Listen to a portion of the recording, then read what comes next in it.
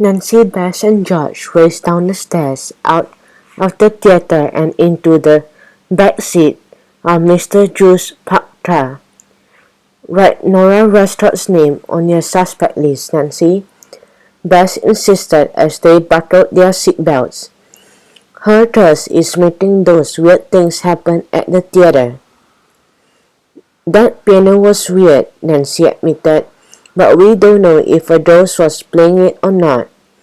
Remember when we thought that dog, Murray, the monster mutt, was a ghost?" George reminded them, "and he never was. But I'll bet one clue led to another," Mr. Drew piped up as he drove away. "Right?" Nancy and George both gave it a thought. Then they chorused, "Right." "See?" Bess said. She pointed to Nancy's clue book open on her lap.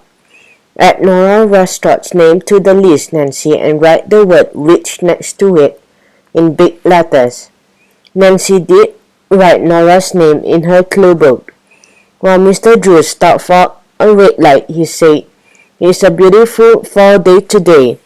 Way too nice to be all work and no play." "We like working on mysteries, Daddy," Nancy said. "I know you also like the River Heights Fall Fair," Mr. Drew said. Nancy, Bess, and George traded excited looks. Every year the Fall Fair had fun games, food, even a corn maze. But when Nancy remembered their new case, she said, "We can't, Daddy. We have to solve this case before the Twinkling Stars people leave tomorrow night." "But this is the Fall Fair," Nancy said. Bess said, "Even detectives need to have a candy apple break," George said, "with gooey caramel, crushed peanuts." Okay, Nancy said, her mouth watering. Next stop, the Fall Fair. Mr. Drew drove to the fairgrounds. It was filled with colorful tents selling goods and crafts like scarecrows and carved jack-o'-lanterns. "Caramel apples all around," Mr. Drew said, buying apples for Nancy, Bess, and George. While he shopped at the market stalls, the girls played a pumpkin ring toss. George won a sheet of stick-on Halloween tattoos. A half-hour went by before Nancy said, "Let's find my dad and ask if we can ride the carousel."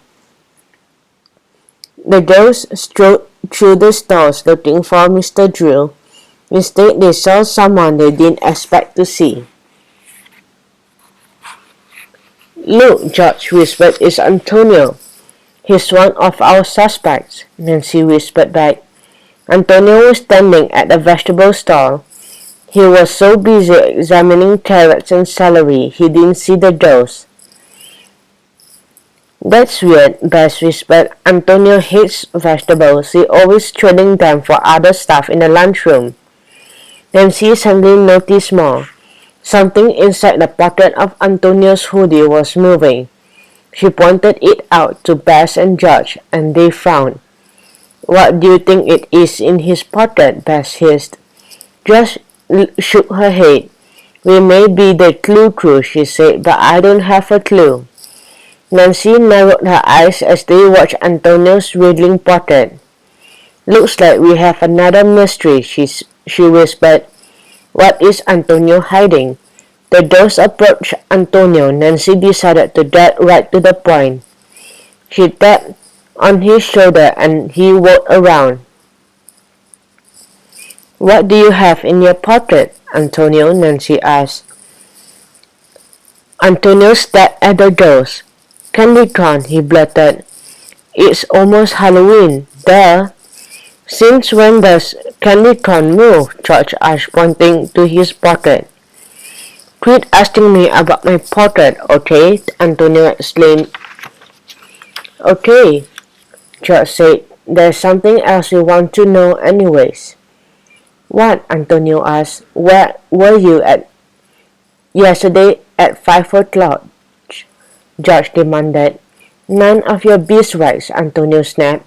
He dropped the celery he was holding. turned and raced off.